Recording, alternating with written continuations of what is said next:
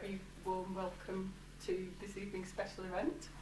I'm Claire O'Dowd, I'm Research Curator at the Henry Moore Institute, and this evening's conversation accompanies our exhibition of the work of Egon Altdorf, which is showing upstairs in our fourth gallery until November the 26th, so you still, if you haven't seen it, got a short window in which to admire it.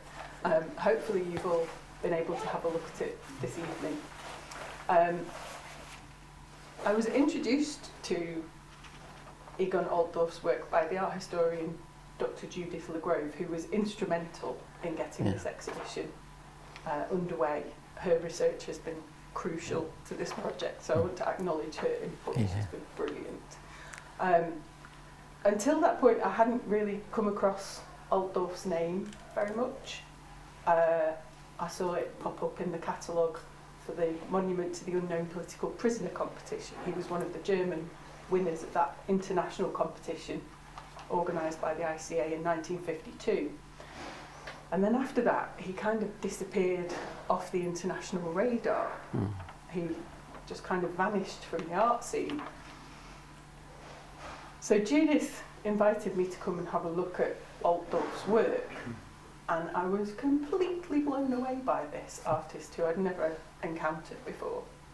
And it's been a real delight to bring renewed attention to his work, which has not been exhibited in the UK till now. So we were first and we're pretty proud of that. Now the story of how the work comes to be in the UK rather than in Altdorf's hometown of Wiesbaden in Germany is, well, it's quite the tale, and I won't give any spoilers away because that's what our guests are going to speak about tonight, amongst many other aspects of Altdorf's work. So firstly, it's my pleasure to introduce Dorian Crone. Dorian is a chartered architect, chartered town planner. He's been a member of the Institute of Historic Building Conservation for 25 years. He's a committee member of the Society for the Protection of Ancient Buildings, the International Committee on Monuments and Sites, and the Institute of Historic Building Conservation. He's worked for over 30 years as Historic Buildings and Areas Inspector with English Heritage, responsible for advising all the London boroughs and the city councils, and acting as a consultant, advisor and expert witness on heritage and design matters. Dorian is a panel member of the John Betjeman Design Award, and the City of London Heritage Award, and he's been involved with the Royal Academy Summer Exhibition Architectural Awards and the Philip Webb Award, along with a number of other public sector and commercial design awards. Crucially, for our purposes this evening, Dorian is Egon Altdorf's son, and he is the current custodian of the artist's collection and archive. And interrogating Dorian this evening is the brilliant Croft. Catherine is a leading authority on post-war architecture. She is director of the 20th Century Society, and since 2002 she's led the charge in protecting and changing public perceptions of our 20th century heritage. She's the author of a book on concrete architecture, and she also writes on contemporary and historic buildings and teaches a course on professional concrete conservation at West Dean College, which I've always wanted to take. You'd be very welcome. It's very good. It's very good, yeah. She lectures to postgraduate building conservation students throughout the UK with REBA and internationally with Getty. She's an alumni of the Architectural Association course. She read architecture at Cambridge University and did an MA in material culture and architectural history in the USA, where she held a fellowship on the Winterthur programme at the University of Delaware. Prior to the 20th century, she worked for English Heritage as a building inspector in London and the Midlands. Now, as you might gather from those respective CVs, Catherine and Dorian have known each other for quite some time, and I can't think of a better person to lead this conversation. So it's a huge pleasure to welcome you both and to hand over to Catherine. Thank you.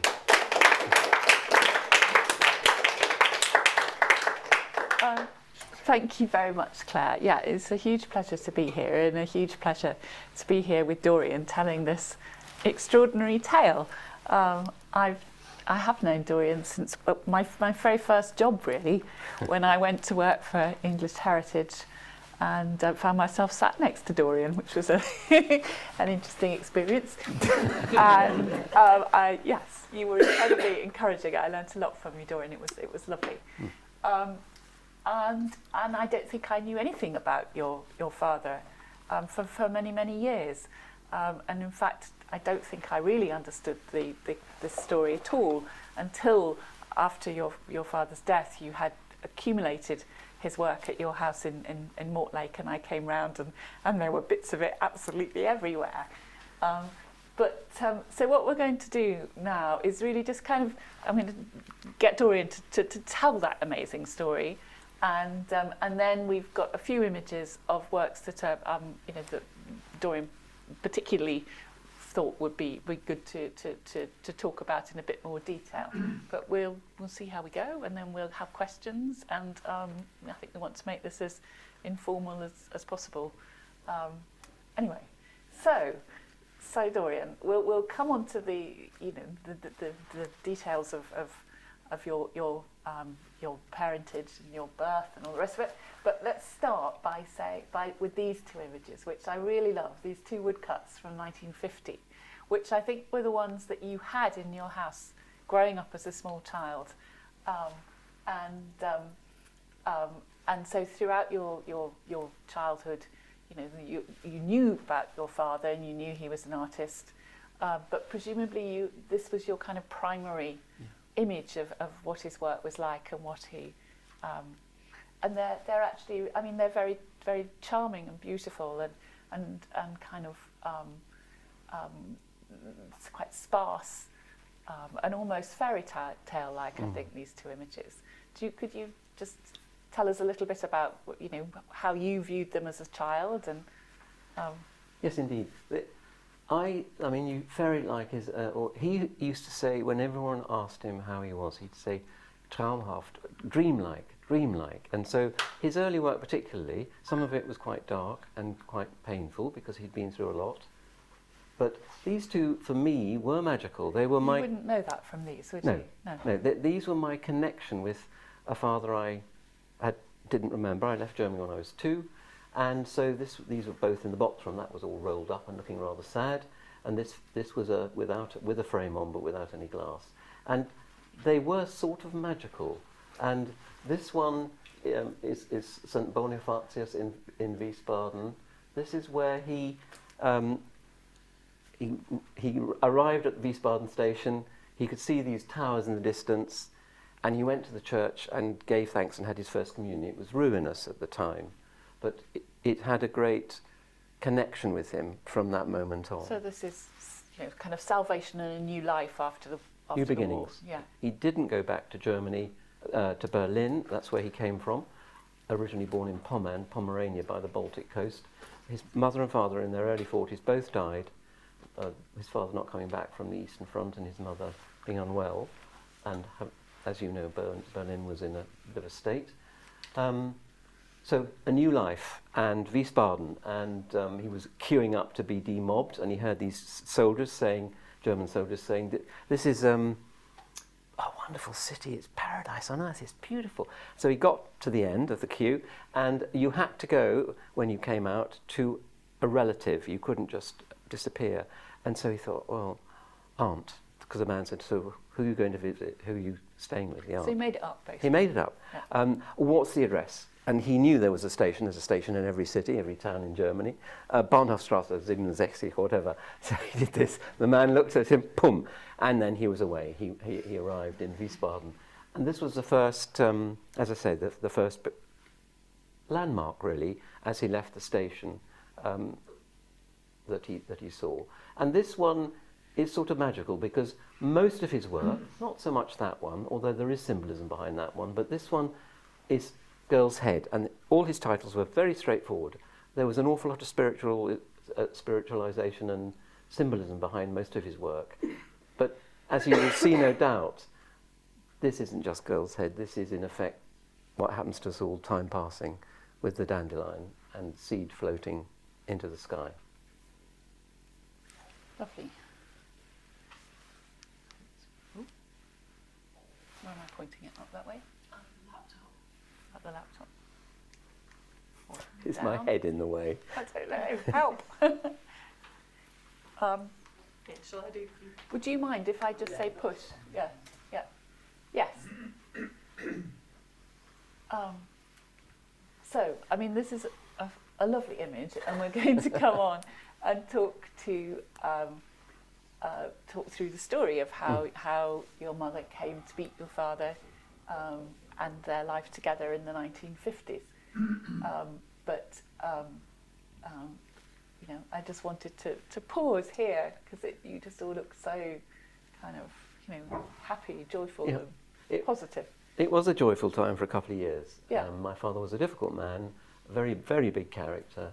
My mother was most charming. Some people know her in the audience tonight, and easygoing. And you could say, in a way, she was a typical English girl, lady. And she was chaperoning a friend of hers who had fallen in love with a German artist on a holiday in Italy.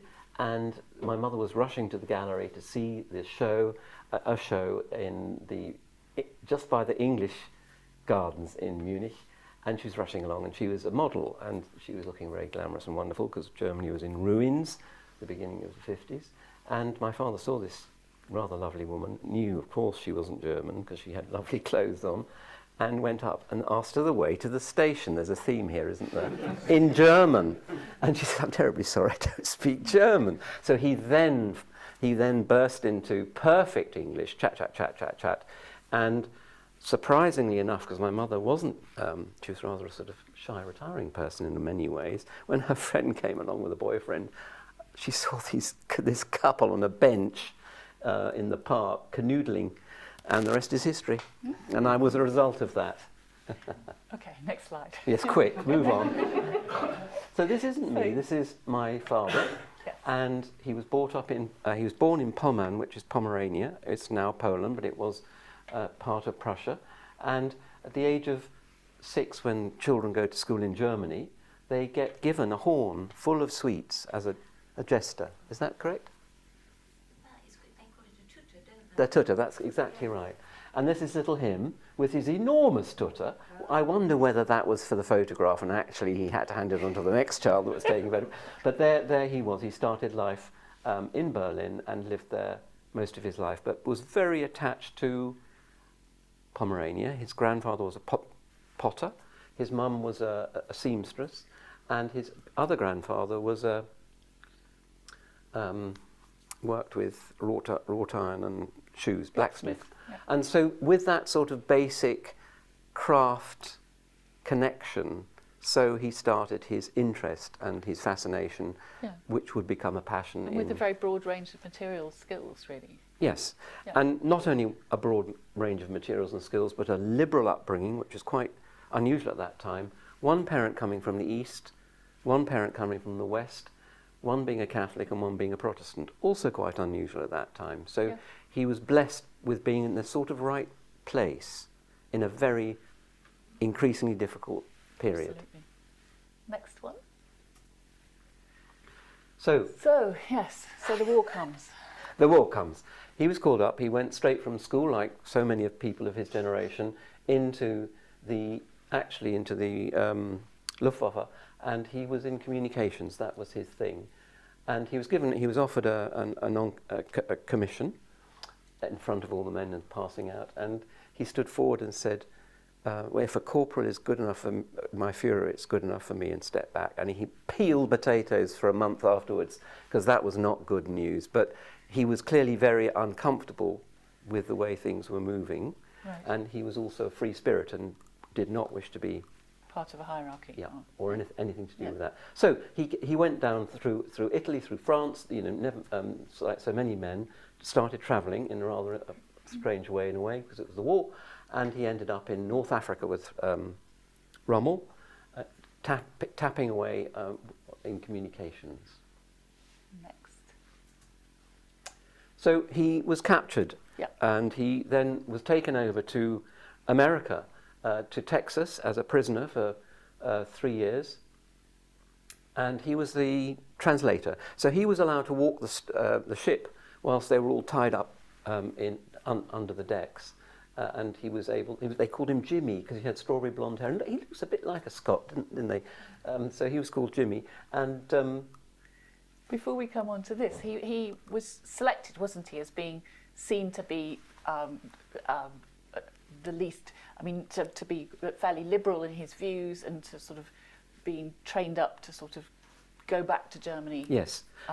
There was a charitable trust, can't quite recall its name, it was in New York, and they took about 1,500, I believe, Germans from the prison camps who they thought could lead Germany into a liberal, democratic, new world.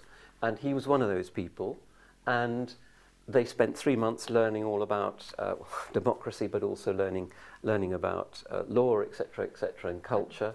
And this gave him an opportunity, and it gave him a vital ingredient, a piece of paper that would protect him when he came back through France and into Germany. And it would also give him the opportunity to work in a newspaper because they knew that he was going in the right direction and he was promoting freedom and democracy. And he became So 46, as you've already said, so he's back in Wiesbaden, working for the Courier newspaper, part-time, and then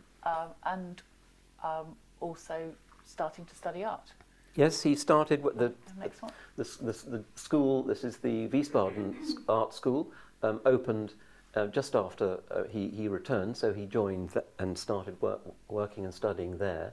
But relatively soon, after 18 months or so, it was not quite the right place for him in a way. He needed more stimulation, and he went to Mainz to Amy Roeder, who was a very well-respected female sculptor and artist who had been in Italy for most of the war for various reasons. She came back and became the head of the department. And Mainz and Wiesbaden are basically right next door to one another. Just one side of the river, yeah. But crucially in different sectors of Germany at that That's point. right. Mainz was French, Wiesbaden was the American sector, and it was the headquarters of the American. Yeah. And in Wiesbaden he was able to see some amazing art. Yes, because why that was? Yeah, I can't quite remember the film, but you may remember that there was a film made of the Americans who were gathering together all the Monuments Men. The Monuments Men, exactly. And one of the centres, I think there were 3 centres, if not 2, one was Wiesbaden, and so they gathered these phenomenally wonderful pieces of artwork, not only that were stolen by the Nazis, but from other people, but also from the museums in Germany when they started taking them out.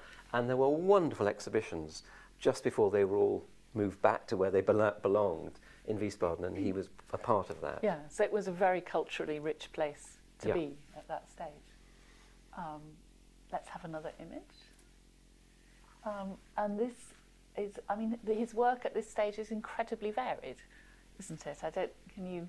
So dear Egon was one of the many who started life figuratively. Tremendous debate in the art world and culturally about figurative and abstract, and the church was involved a lot with that, the Catholic Church particularly, not being comfortable about abstract. And so he started life and he was doing, as you can see, figurative work, and then gently moved into abstract. This is another one of his first sculpture he did in Germany. He did one mother and child in prison, prisoner of war camp, which he won a prize for, a Red Cross prize. But this one is Noli Me Tangere. Yeah. Which is basically Christ rising and Mary rushes up to him and he says, he's halfway between. Believe me, you don't need to touch me. That's right. Yeah. But modelling and carving and experimenting in all sorts of ways at this period. And very much moving into sculpture. Yeah. And that's where he found his strength and his sort of energy. Lovely. Next. And this is the point at which this is Mummy Diana came along looking. up. She was a model, so she looked a bit glamorous. There she was early on in being a wife. And I don't know if we'll see one of the sculptures, but this was a school. He won a competition in Wiesbaden, and there was a large stone sculpture above the entrance. This is the entrance with Pilotti, which was called Genius, a sort of flying angel. And all the work, I think, upstairs is from the 1950s. And at this period, your father is clearly incredibly successful and making lots of connections, winning scholarships, travelling around Europe. And the relationship with your mother, I think, is fostered in part by his trips to Britain to Yes. look at sculpture. So I think the next slide shows us these are some works based basically on your mum. That's exactly right. She had Yeah. an unusual haircut at the time, which was a fashion, and this is one of them. And then I think there's another There's this item, one which is a brooch that he made, which is another image of her with this unusual haircut at the time. And coming over to England this time, of course, he became involved with what was happening here, the energy of the English artists who would go to Germany, particularly Moore, and encourage and promote the idea of a different way in art and sculpture. And of course, Henry Moore was a leader in this, in For abstract. the next one, he comes for the Festival of Britain, Yeah, which like many people did, and there was a huge amount of sculpture both at the South Bank site and of course at Battersea. My impression here is it was primarily Henry Moore who made a big impression on him in 51. That's exactly right. Although he did see others, of course, Yeah. as part of it, and we'll come on to some of them maybe a little later. And then we come to the competition for the monument for the unknown political prisoner. This was the first international exhibition competition after the war. Yeah. There were hundreds of people applied. I think there were over 200 German-speaking artists, including Swedish and Austrian. Swiss and Austrian. And he was one of the two runners-up German ones that won a prize of the... Yes, which got him an invitation to come to the Tate. That's right. And we have next slide. This is him with his entry on the shelf behind. I'm not quite sure what the story of this photograph is. This tells you something in a way about this. These are the judges. This is him fourth along. He's in the middle with a sort of tweed, and he's glancing loyally at the abstract piece of artwork. His one is at the back, it's figurative, and as I said, there was this massive debate, particularly in Germany. This was supposed to be eventually created and built near the East German border, so it would look over and give them something to think about. And it tells you a lot about the fact all the judges were looking at the abstract one, and of course an abstract one did win in the end. It was a British one, and the figurative one is at the back, and that's of 3 stages of imprisonment, and of course he knew very well the feelings of being a prisoner. Next one. So my understanding is that he came over sort of 3 months before the business at the Tate and was able to see the British entries at the New Burlington Gallery, and then got to know quite a lot of the leading sculptors of the time in Britain. And you've got, there are all sorts of stories about how he met them and encountered them, and yes, he was very lucky. He was really energized by it, and rather strangely in a way, I suppose, but maybe not, they seemed to befriend him. It wasn't a case of a coffee or a drink. They'd have him. He'd often go to Chelsea to Paolozzi with his wife, etc., and my mother, and they'd have sort of rather loud parties and drinking sessions, and they'd have a great time. And it was exactly the same with Henry Moore. I think we'll come on to maybe Henry Moore in a minute, and a number of other ones. It was a really inspiring time with lead people of the time. yes. Let's have a look. Yeah, Lynn Chadwick, Lynn Chadwick. who, funnily enough, his mother lived in Barnes, near where we lived, so there was a connection in a funny sort of way there. And then, of course, Henry Moore. He spent a day at Henry Moore's studio. His wife spoke German rather strangely, I don't know quite why, and I think she was Russian, but they had an immediate connection, and his little daughter, etc., and they had an enjoyable time. And I can see relationships between these chaps' work and Egon's work. And some of the drawings, the shelter drawings that Moore was doing during the war, and some of the works that we've seen upstairs, they seem to be very strong. A connection. Yeah. There's a resonance there, isn't there? Of course, Elizabeth Frink. He did a couple of picture with horses and woodcut with horses in it, and there was a debate about should a horse be a white horse or a black horse and all this sort of thing. So, because she was quite a strong character, wasn't she, and had her own views about stuff. That's a fantastic picture of her, I think. Yes, Yeah. amazing, isn't it? Uh, And of course Barbara Hepworth, who again was a amazing person, and these women were, not only did they have to do sculpture and art, but of course they had to bring up children, whereas all the males didn't do a great deal. They were just focusing entirely on their sculpture, just like my father did. The art came first, the Yeah. family.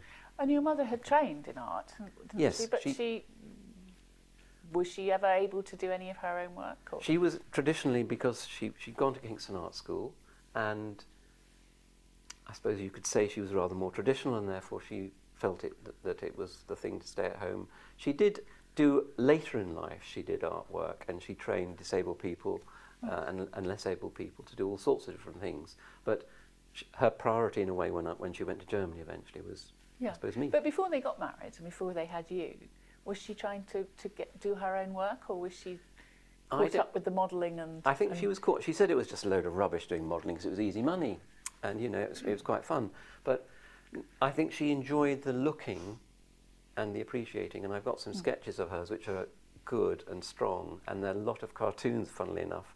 But a lot of her work, I think, was focused on fashion, right, and she had an interest in the design of it as well as just the walking about. but enjoying being part of this Yeah. world and meeting. Yeah, and visiting, not only that, but I mean visiting the art galleries. And Okay, so here he is, here he is, obsessed with nature, always looking and seeing and thinking about stuff. And of course, we should mention, of course, he was a poet as well. So even behind the barbed wire, as he said, not only did he do this sculpture and get a prize from the Red Cross, but he was writing poetry all the time. There's one of the little notebooks upstairs in the exhibition from the right. period when he's in Texas, I think. That's Is that right, yeah. So at this point, he looks, incredibly dynamic and focused, and at this point, your parents are still together, and your mum's living in Germany. That's Is that right, with you? and of course, something miraculous is about to happen. Me. Yeah. Next one. So this is him at work, and you may remember the sculpture which was... The non-Amy Tangere one, Yeah. which is, so This is the back of the tree. This is the one, and actually within the sculpture there are some nails which of course connect up with Christ as well, which I think is semi-coincidental in the trunk. But out of that trunk he made the sculpture, and you can still see some of the bark on the very edge of the sculpture. Okay. But you still see figurative. Very, Although well, we've gone back to 52 here, so Yeah. yes, but yeah. but slightly ancient, slightly otherworldly, slightly primitive in his figurative work, like a number of them were doing at that time. And then, And that you just saw an earlier version of that, and he's just sort of beginning to finish that one off. yeah. So he was a very Party animal. he was a very thoughtful fellow, focused entirely on his work. But he was a great. The Germans have the phrase Lebensmann, which is a man of life and energy, and so he was a great one for partying and drinking. But he was also known as what the Germans also call, which is rather a strange phrase, which is a Querkopf, which means you could almost say cutting across or lateral thinking. So this was two different elements to his character.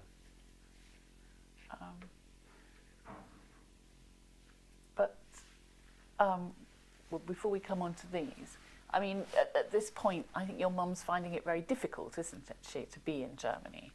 And I get the impression that Egon wasn't really interested in being commercially successful or established, and that must have been, I imagine, must have been very difficult. It was very difficult because he was obsessed with his work, passionate about it. My mother quite understood it, actually. She'd never said anything bad about him, which was amazing.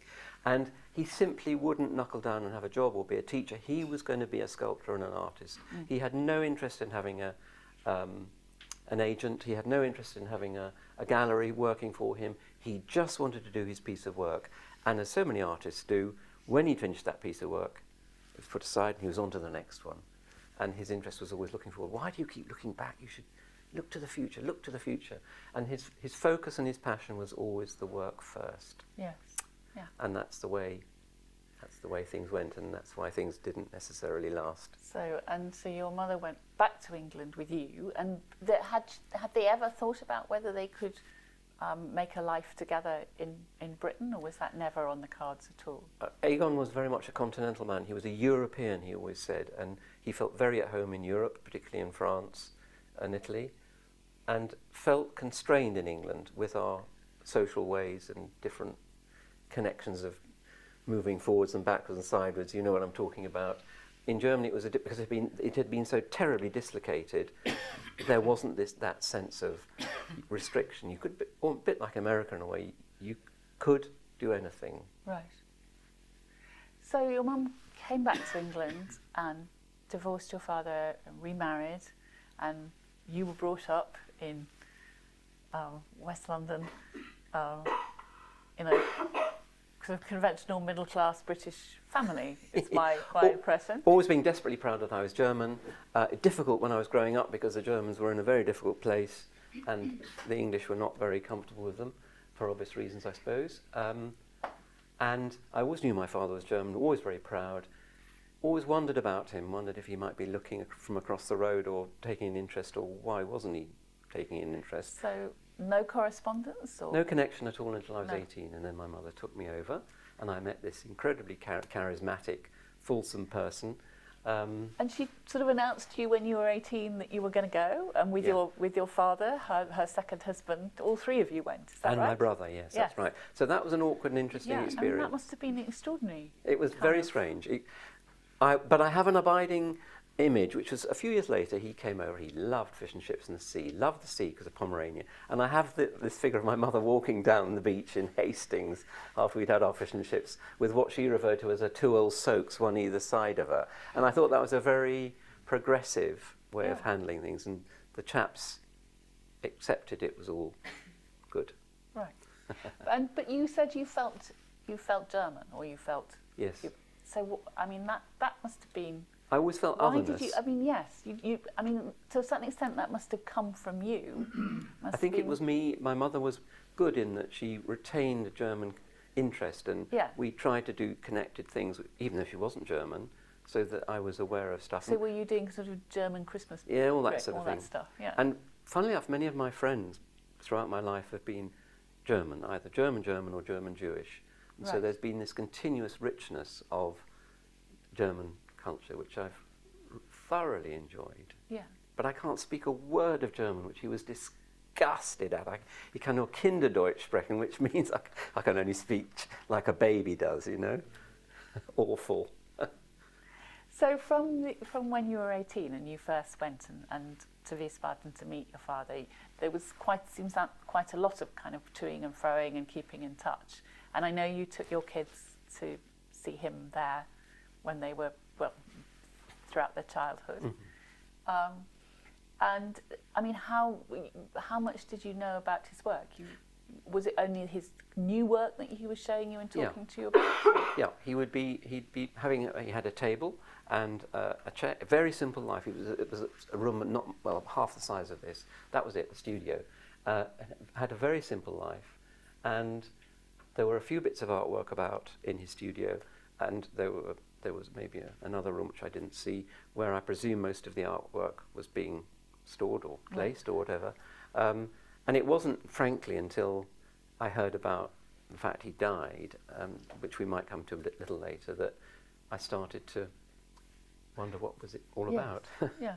So was he having other people fabricate some of those steel pieces? Was he... Because he doesn't have a workshop to be able to do that sort of thing. So he worked at the Volkshochschule, which is like the People's College, and he taught people in that way. He rather did that, working with people, rather than going to a university or somewhere. That wasn't his thing. He wanted to be with, dare I say, real people, helping them do his way. And he would get workshops to work with him. He did a wonderful synagogue, which I don't think we've got an illustration of here. We haven't, but there's a lovely film of the synagogue upstairs, which if you haven't seen it, I totally recommend. I mean, and it really is the interior of the synagogue that he's principally responsible for, the glass and sculpture And these are sort of sizable, almost Coventry Cathedral-like. And he knew Geoffrey Clark, so Geoffrey did some lovely stained glass windows there as well. Sizable pieces of stained glass, and it's actually been recognised and it's listed now, which is great. And that was really the climax of, you could say, his career. Yeah. In the And did you go there with him? I did go there once or twice with him, and it was a very moving experience, and it was fascinating. And the Jewish community embraced him entirely, and he became a part of it. He wasn't Jewish, but he did. And they said that he knew more about their culture and their religion than they did. They, Right. they sort of laugh about it, but that was quite a powerful thing to say. And it was quite a long kind of relationship, but kind of Yes. gradually adding things. Is that right? Yeah. He first did a monument to the synagogue and the Kristallnacht, and he carved on it, "The world's conscience is love," and that was a very clever way of not pointing fingers, but keeping us to the point, and it resonates today. Yeah. Do you want me to say something about this or not? We're Running out of time. Slightly running out of time. Tell us about the process of Finding it. rediscovering his whole career. So when your father died, I got a phone you call. got a phone call, yeah. And a friend of mine was living out in Wiesbaden, and she said, you've got to come over. We've just been told that they're demolishing the studio, and if you don't come over now this weekend, it will be gone. Yep. So I rushed over, and true enough, it wasn't. It was a beautiful house. It was a lovely sort of late 19th century villa, and he was in the sort of semi-basement of it all. And I went up to see the studio, and there was no lock on the door, and so I pushed the door open, and there it was, all the rubble, the bedding, the clothes. It was all rather awful. So he was just living in a tiny part pile of this house.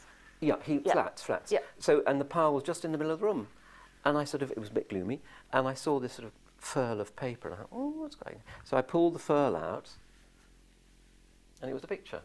And so I started doing this, and frantically more and more things became available, and I saw them, and I sort of saved them. The foolish thing is I never saved the books. There were lots of books. He had a really good book collection of artwork, and I'm sad about that, because that would have told us so much about his ideas. His influences. And that moment went. But the artwork was saved, and that was great.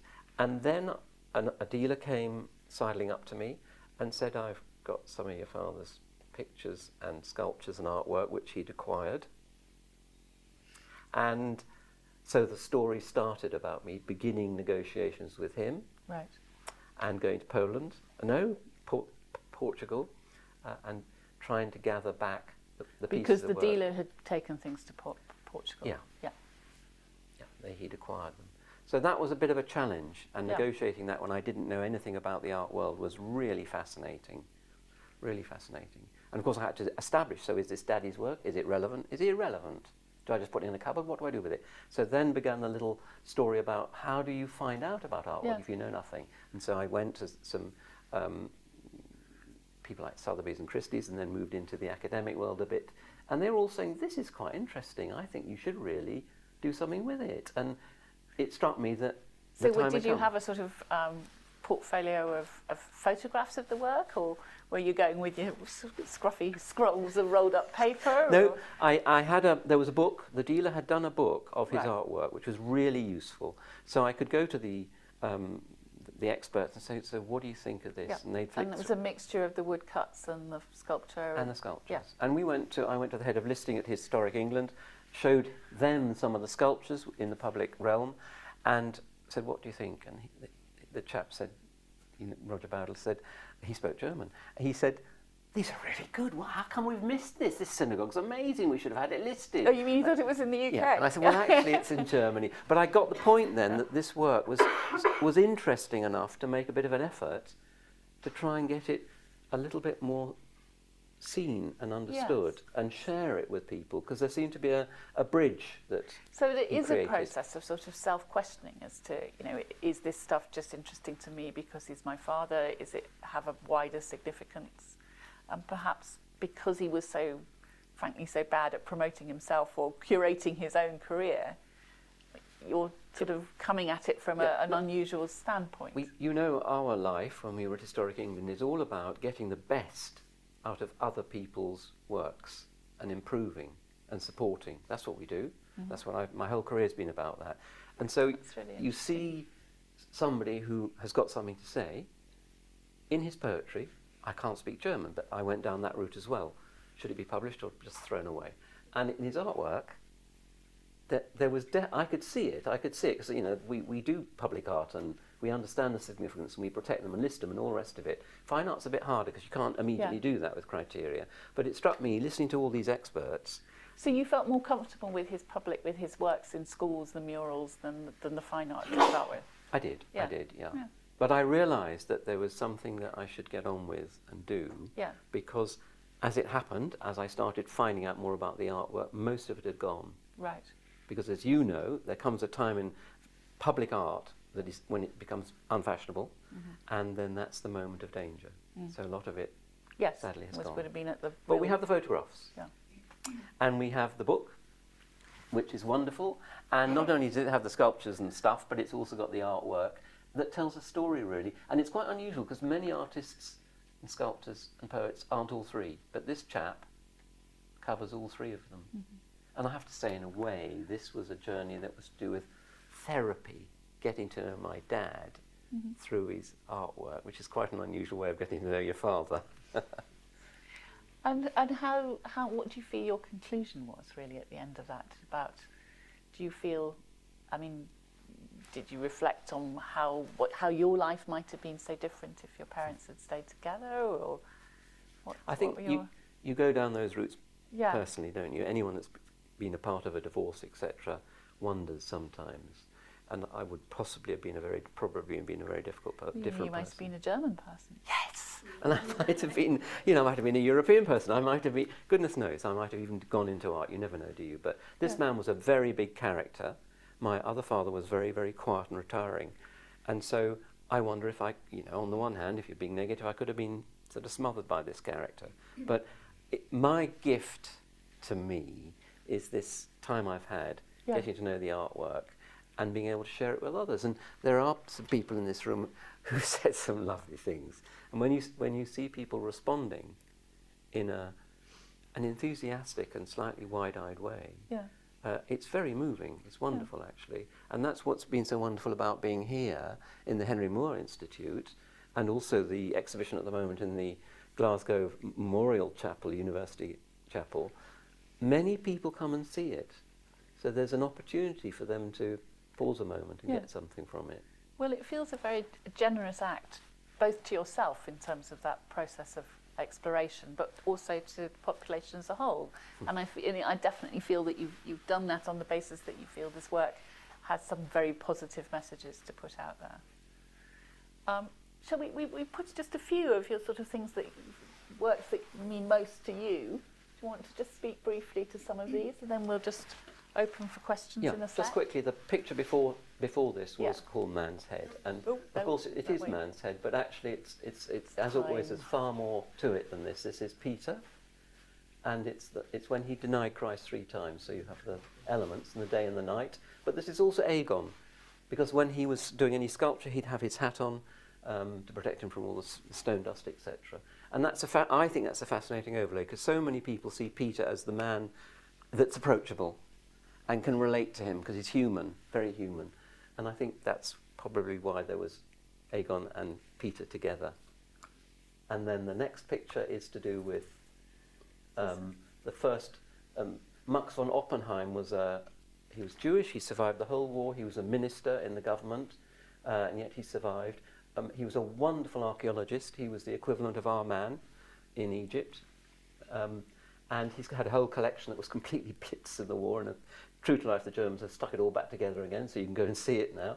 And this was a memorial to him, and it was taken from a princess's throne that this man had found in Syria, and then Egon created this rather unusual piece with its writing sort of and its autobiographical of the subject and interested in the archaic. Exactly. Yeah. And this is him doing the genius. I mentioned that you saw a picture of my mother and him standing behind us before a school. Yeah. This was a very large sculpture that was on the building, and he was working away, which we were talking about earlier. You know, unusual to do that on the building. You'd imagine he would have done it in a workshop and then offered it up, but this is what he was doing with the inevitable fag and beret.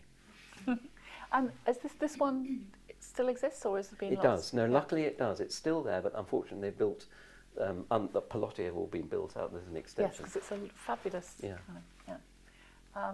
And next one. This is one that's upstairs. Yeah, head idol with disc, so that's all it says. But actually it's a priest offering up the sacrament, and he with his cope, but there is also the eye of God, and in a way the disc is also can be used as a word as shield in German, and so in a way you could imagine you might see the God's eye as the shield, but you might also see the wafer as the shield. And this is the one that you've had remade. Isn't Yes, it? lots of debate. Should I have done it? Yeah. Shouldn't I have done it? Is it wrong? I think it's absolutely right, and I've had discussions with people who worked with Frink and various others, the man that did a lot of his castings, and he went, absolutely do it. And his wife was a sculptor who's still alive. She said, go for it. But I know some academics find it totally unacceptable. So this is a recreation. I think it's amazing. This isn't a recreation, this is the real thing. And it was bought by an architect. The shadows here are just so stunning, aren't they? Unbelievable. Yeah. And somebody was only saying today when we were in the gallery, someone was, the lady that was sitting there was saying, people comment on the shadows. And this, I mean, this is I think this is a fascinating photograph, never mind, interesting bit of artwork. But lots of symbolism there as well. Yeah.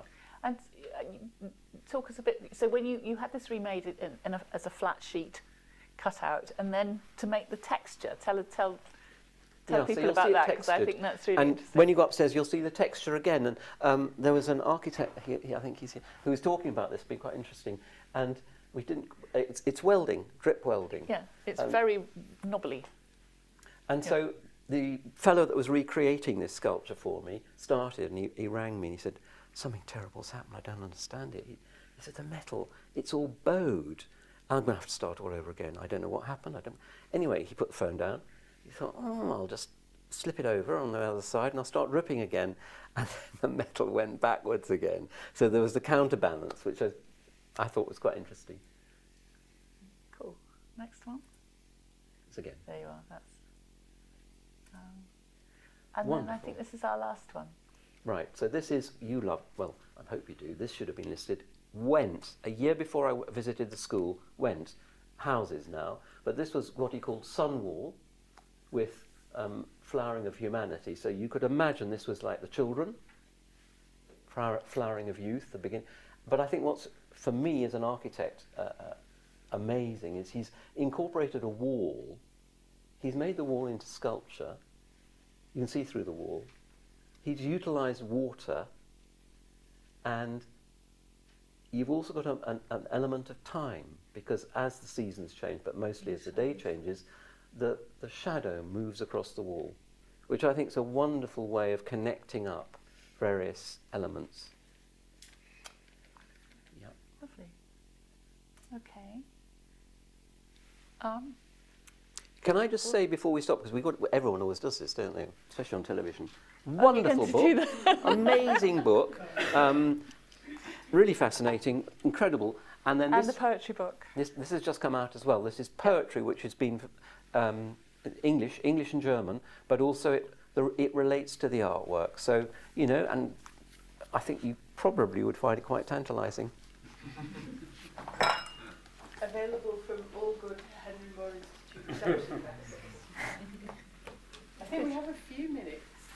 Yes. Available if It's 10 to. Has any questions? We'd love to hear questions. What is the symbolism of the one you had recreated? You said it has full of symbolism. Could you tell us what it was? So I go back to that image.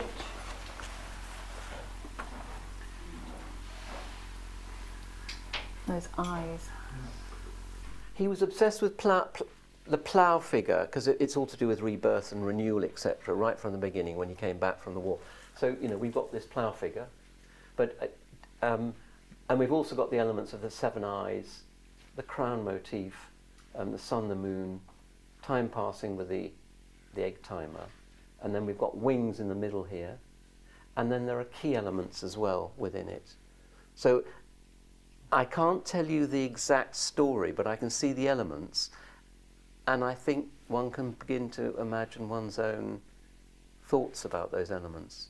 Because I think one of the sculptures, in fact, the guardian of the stars, Yes. has the 7 discs, Yes. which then appear as part of the synagogue. That's right. Thing. Yeah. So the disc, he seems to have either got that symbolism from doing the synagogue and used it elsewhere, or brought into that work symbolism that he'd created in advance, as it were, and managed to adapt to have a Jewish kind of...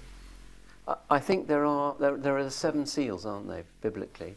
And I think there are also, there's the wafer. So these are powerful images that all over the world they're used, aren't they? Mm-hmm. I'm sorry to say I don't know the symbolism behind the 7 discs. I think it's got something to do with the 7 seals. Yeah. I'm not talking about animals, I'm talking about religious seals. In this one, there is a kind of wire... That's a crown. Ah, yeah. I see.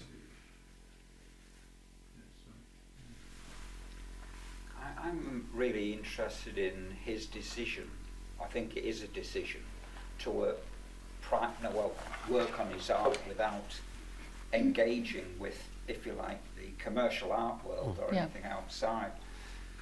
The one point you mentioned when he was in the Luftwaffe, and he didn't want to be in the hierarchy, which is, well, that's a powerful statement within the context of war, of course, but then thinking about his artwork, his sculpture and his poetry, which often is quite mystical, or it reminds me a bit of like the writing of Hermann Hesse, where you decide to think within the monastic situation, or within a discipline which is entirely philosophical and concerned with meditation, rather than engage with the external world. So rather than it being him, that he was incapable of dealing with this kind of financial world, it seems to me that possibly it was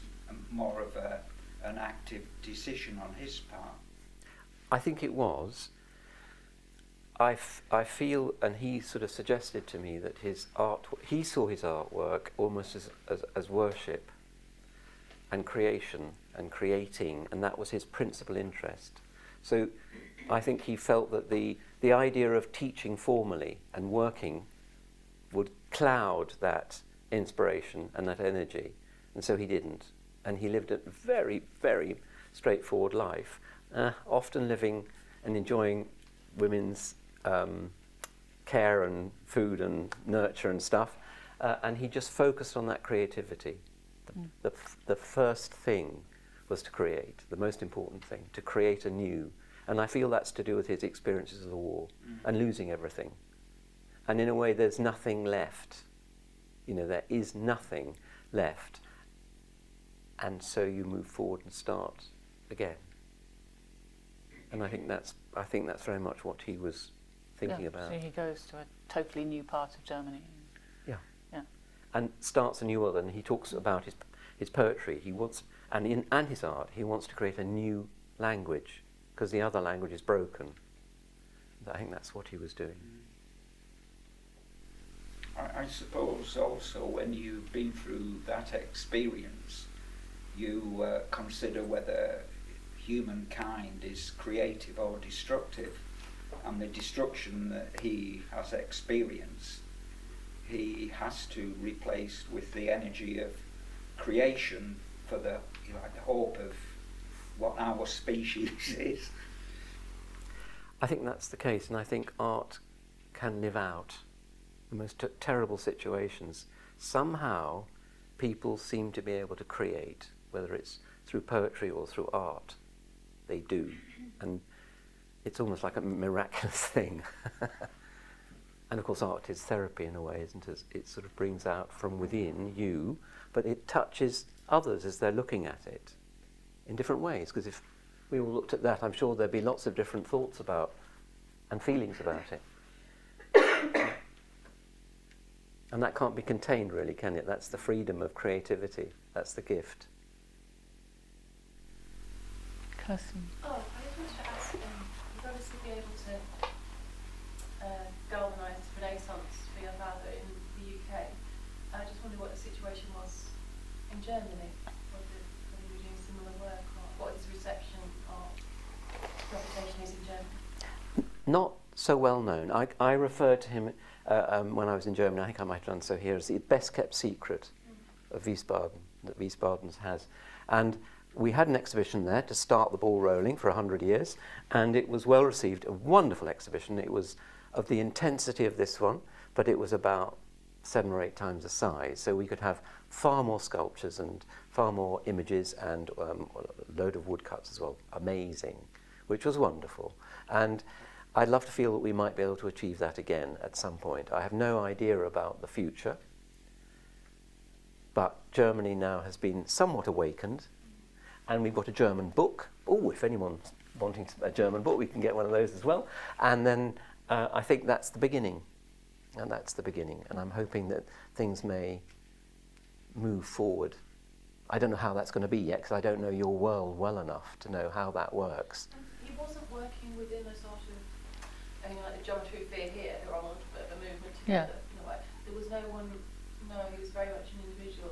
He did start a group called Group of 50, I think it was called, in Wiesbaden. And there were a load of artists there. And he also started something called an artists' union, they could care for other people who were not. But he wasn't a joiner. He often referred to himself as a lone wolf. He partying, everything wonderful, but he had strong views. And if you get people in a room with strong views, like so many artists, things can get a bit out of hand. And so he preferred to be working on his own and enjoying life and focusing on his creativity. So he wasn't developing relationships with specific architects, for instance, for those other And that could have been to his disadvantage. Yeah. Because if you don't do networking, as we all know nowadays, that's the phrase, isn't it? How do you get the next one? Yeah. But in a way, his mind wasn't thinking about the next income bit. No. He's just thinking, I've got to get on this wonderful, start on another one, the next one, as soon as it was finished. And then he'd say to people, I've got a wonderful wood. He'd befriend people, chatting away, whatever, and he'd say, wonderful. And they'd say, oh, we'd love, could we buy a woodcut? Yes, okay. So he wouldn't show them. He'd go back to the studio, work away with a spoon, so no presses. He didn't do them by the dozen or so. He would do one.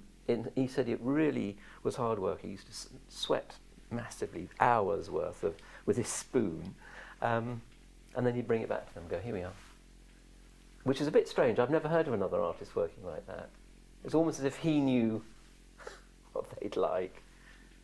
Yeah. Well, then he wasn't working with a press and editioning them properly. No. He was, yeah. So what that means, I think, is that there must be very, very few of his prints, actually. Yeah. Yeah. Good. You said that one of his parents was Catholic and the other Protestant. I'm not quite sure which, but the work you've shown seemed to imply that Catholicism was something that was important to him. Won out. Is that the case? Yeah, so he was brought up a Catholic because that was the tradition until quite recently. If one parent was a Catholic, you were a Catholic. But he was very at home. He used to come to my church, not a Catholic. And he was very high church Anglican. That's true. Catherine's mum goes there. So, but he was very happy in. He was a spiritual man, so he was very happy in a synagogue, and he would be happy in a Christian church. He would likely be happy in a mosque, but that wasn't around. There wasn't an opportunity for that when he was around.